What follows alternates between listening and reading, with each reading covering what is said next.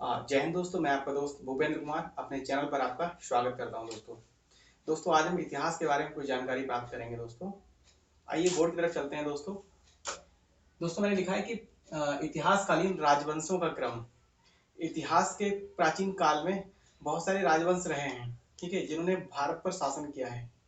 और ये इन्होंने किस क्रम में भारत पर शासन किया है, प्रमुख राजवंशों के बारे में आज हम जानकारी प्राप्त करेंगे। दोस्तों लिखा है मैंने बोर्ड पे कि 16 महाजनपद, अर्थात स्टार्टिंग शुरुआत में 16 महाजनपदों ने उत्तर भारत में राज्य किया था। ठीक है, धीरे धीरे कुछ समय के बाद क्या हुआ कि उत्तर भारत में जो राजा थे, इन महाजनपदों के जो राजा हुआ करते थे, उनमें धीरे धीरे उनकी शक्ति कमजोर होती गई और उसके बाद जो महाजनपदों से छोटे छोटे राज्य बनते चले गए, उनके अपने अपने राजा बनते चले गए। तो उसी क्रम में आगे बढ़ते हुए 16 महाजनपदों का जैसे ही पतन होना शुरू हुआ, उसके बाद से नए राजवंश बनना शुरू हो गए थे। उसके क्रम में लिखा मैंने हसीना। हसीना बहुत सिंपल वर्ड है। तो हा से आपका हो गया हर्यक वंश, अर्थात 16 महाजनपदों के पतन की शुरुआत जब हुई तो उसके बाद ये हर्यक वंश, शाह से शिशुनाग वंश और ना से नंद वंश, हर्यक वंश, शिशुनाग वंश और नंद वंश, इन तीन राजवंशों की उत्पत्ति हुई 16 महाजनपदों के पतन के बाद। ठीक है दोस्तों, उसके बाद हमने लिखा है कि शंकर वाहन वंशक पलकें। एक मैंने एक सेंटेंस बना दिया है कि शंकर वाहन वंशक पलकें। संग से हो जाएगा आपका शुंग वंश, का कर से हो जाएगा आपका कर्ण वंश, वाहन से सातवाहन वंश, वन से यवन वंश, शक से शक वंश, पल से पल्लव वंश और कु से कुषाण वंश। इस प्रकार 16 महाजनपद से लेकर और कुषाण वंश तक जो प्रमुख राजवंश हुए हैं, उनका क्रम यही क्रम है दोस्तों। इस तरीके से एक के बाद एक जो है राजवंश आगे आते चले गए और उनके आगे जो भी वंशज हुए हैं, उन्होंने इस वंश को आगे बढ़ाया है।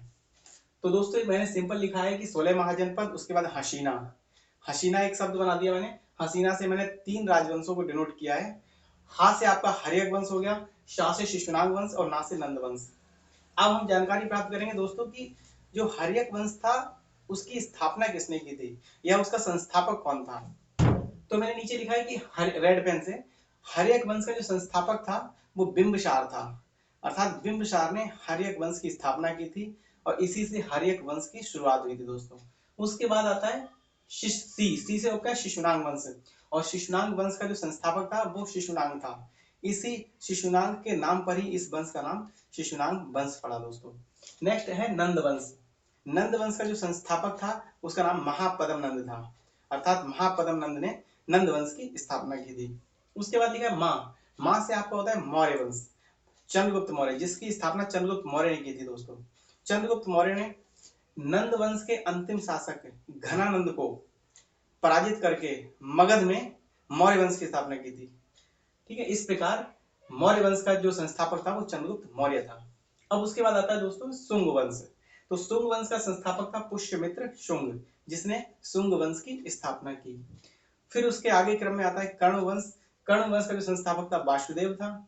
सातवाहन वंश का संस्थापक सिमुक हुआ, जिसने सातवाहन वंश की स्थापना की।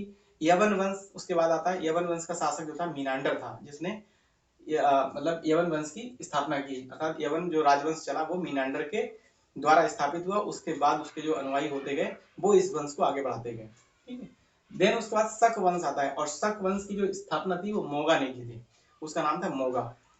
उसके बाद आता है आपका पल्लव वंश। पल्लव वंश का जो संस्थापक था वो सिंह विष्णु था। सिंह विष्णु ने पल्लव वंश की स्थापना की। और ये जो पल्लव वंश है ये हमारे वर्तमान में तमिलनाडु के क्षेत्र में आता है। उसके बाद आता है कुषाण वंश, और कुषाण वंश की स्थापना कुजुल कडफिसस ने की थी।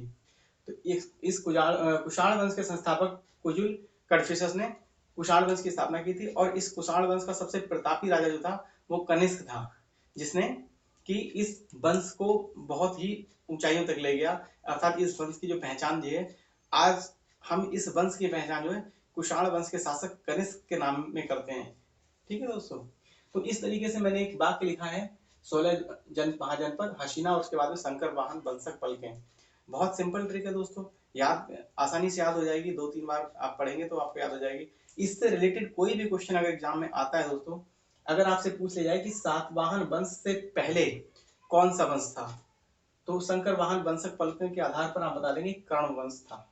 ठीक है। अगर पूछा जाए कि नंद वंश से पहले कौन सा शासक मतलब शासनकाल रहा है, तो नंद वंश से पहले शिशुनाग वंश था।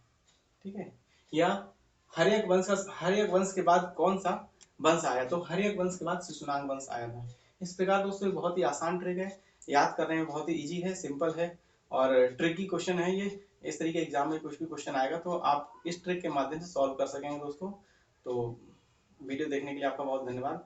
लाइक और शेयर जरूर कीजिए।